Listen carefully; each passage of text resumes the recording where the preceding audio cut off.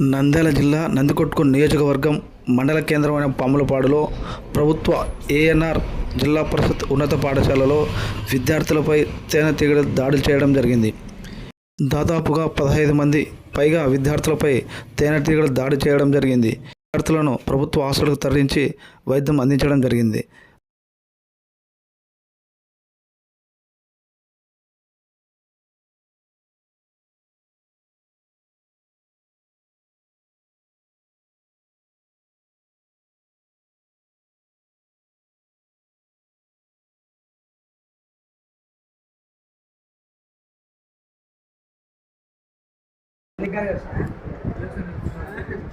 భద్రత లోపం మరియు మౌలిక సదుపాయాలు కరువయ్యాయని విద్యార్థులు తల్లిదండ్రులు ఆరోపించారు.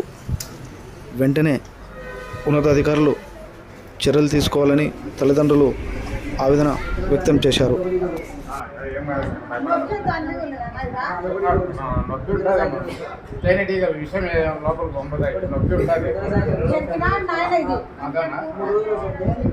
ముందు ఉండేది ఎంతసేపు ఉండేది ఇంతసేపు సరే ఏం కాదులే ఇంజక్షన్ వేసినారు కదా ఏం కాదులే.